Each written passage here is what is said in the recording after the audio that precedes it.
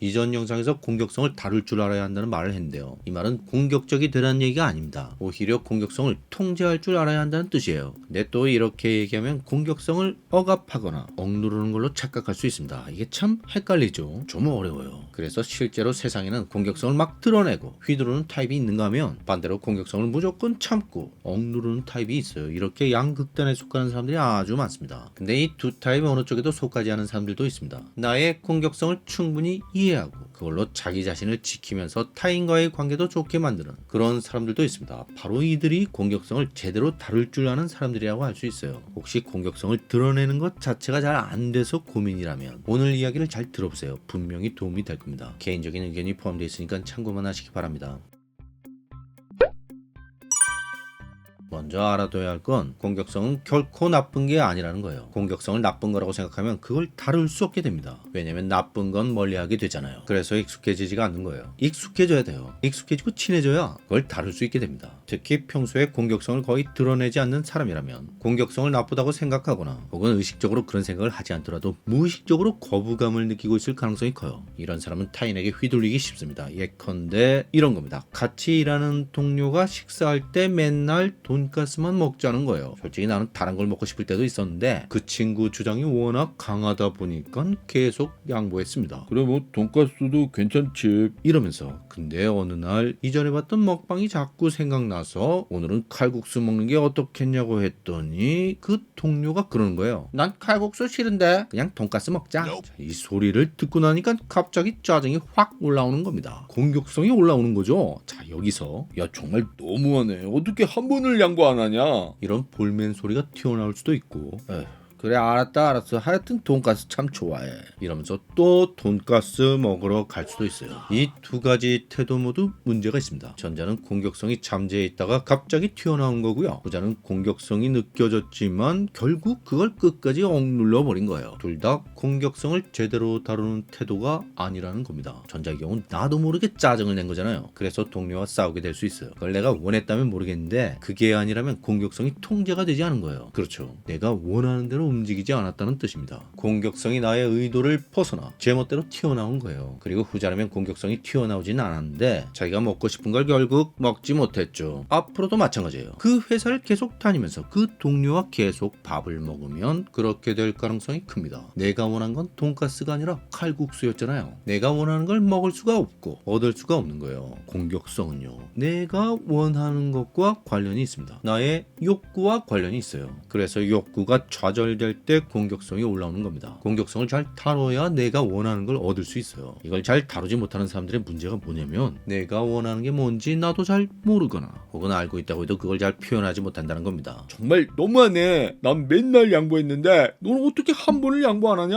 이런 말이 튀어나왔다고 해봐요. 그럼 상대가 이렇게 나올 수 있습니다. 아니 무슨 소리야? 네가 언제 양보를 했다고 그래? 이게 무슨 얘기냐면요. 내가 양보했다는 건 나만의 착각일 수 있다는 거예요. 상대는 전혀 몰랐다는 거죠. 왜냐면 돈가스 먹자고 할 때마다 그래 뭐 그것도 괜찮지. 이렇게 말했으니까요. 그래서 얘도 나처럼 돈가스 좋아하는구나. 그냥 그렇게 생각했다는 겁니다. 물론 배려심이 많은 사람이라면 오늘은 네가 먹고 싶은 거 얘기해봐. 혹시 맨날 내가 돈가스 먹자고 해서 질렸을까봐. 이런 말이라도 했겠죠. 근데 이건 예외적인 경우고 본인이 적극적으로 표현하지 않으면 사람들은 잘 모르는 거예요. 상대는 내가 뭘 좋아하는지 뭘 싫어하는지 잘 모릅니다. 만약 상대가 선을 넘는 말이나 행동을 해도 그것에 대해 말해주지 않으면 네가 선을 넘든 말든 난 괜찮아.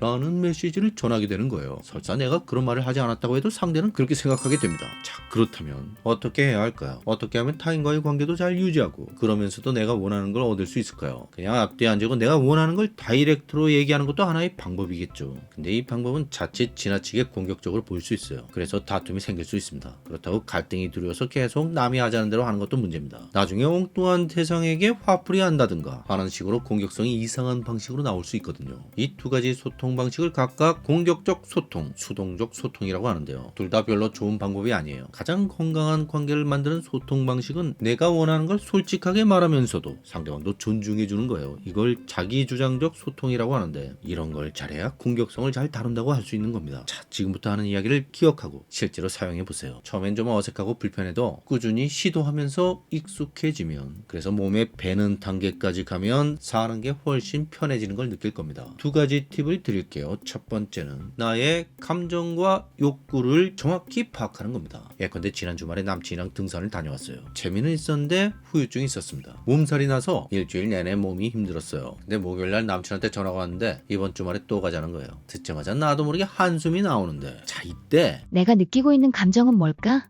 이 상황과 대화에서 내가 원하는 결과는 뭘까? 이런 걸 생각해 보는 겁니다. 일단 이 질문에 대한 답이 정확히 나와야 다음 단계로 갈 수 있는 거예요. 내가 뭘 느끼고 있는지, 뭘 원하고 있는지, 이걸 아는 게 가장 먼저라는 거죠. 그리고 두 번째 팁은 이거 이전에도 한번 말씀드린 적 있죠. 나 중심 문장 사용하기입니다. 한마디로 남 얘기하지 말고 내 얘기를 하라는 거예요. 오빠는 항상 자기 멋대로야. 그놈의 등산, 그게 그렇게 좋아? 이렇게 남이 어떻다는 식으로 말하지 말고 내가 어떻게 느끼는지를 전달하는 거예요. 이때 상대의 입장을 고려하면서 부드럽게 말해주면 더욱 효과적입니다. 일단 상대방을 이해하는 멘트부터 시작하는 게 좋아요. 이해, 오빠가 나랑 등산 가는 거 좋아하는 거 알아. 감정 표현, 지난주에 오빠랑 6시간 등산을 했더니 내가 그 후로 며칠 피곤했어. 제안, 이번 주말엔 카페에서 데이트하자. 자, 아시겠죠? 공격성이 올라오려고 하는 순간 이해, 감정 표현, 제안, 이 순서를 기억하면서 차분하고 명확하게 나 중심 문장을 사용해서 전달하는 거예요. 이때 솔직하게 말하되 상대를 배려해야 합니다. 가능한 공격적으로 들리지 않도록 노력하라는 얘기예요. 지금 공격성이 막 치고 올라오는 중이니까 정신 바짝 차려야 하는 거죠. 이렇게 예의를 갖춰서 내 의견을 분명하게 전달했을 경우 대부분의 성숙한 사람들은 그걸 존중해 줄 거예요. 물론 이 방식이 안 통하는 경우도 많습니다. 네가 그렇게 저질 체력이라 내가 등산을 권하는 거야. 매주 가다 보면 괜찮아진다니까. 널 위해서 하는 얘기야. 이러면서 계속 설득하려고 하는 거예요. 상대가 남친이면 그나마 괜찮은데 상사나 부모가 그렇게 하는 경우도 많죠. 그럼 어떻게 되겠어요? 결국 버티지 못하고 설득당하거나 혹은 정말 싫다면 자기 처지를 구구절절 하소연하거나 심지어 거짓말을 동원하거나 이렇게 되는 거예요. 결국 상대방에게 휘둘리게 되는 겁니다. 자, 만약 이런 상황이라면 추가로 팁을 하나 더 드릴게요. 이렇게 한번 해보세요. 콜롬비아 대학원 로젠 까트반 교수가 추천하는 방식이 있어요. 고장난 레코드 기법이라는 겁니다. 레코드가 고장나서 렉에 걸렸어요. 그래서 한 부분만 계속 반복하는 겁니다. 마치 그런 것처럼 이번 주말엔 시간이 안 돼요.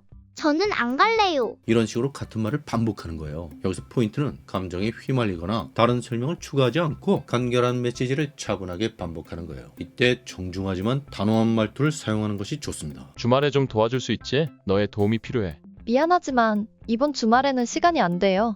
잠깐이라도 와서 도와주면 될 텐데 그것도 못하겠어? 미안해요. 이번 주말에는 시간이 안 돼요. 다들 돕기로 했는데 정말 안 돼?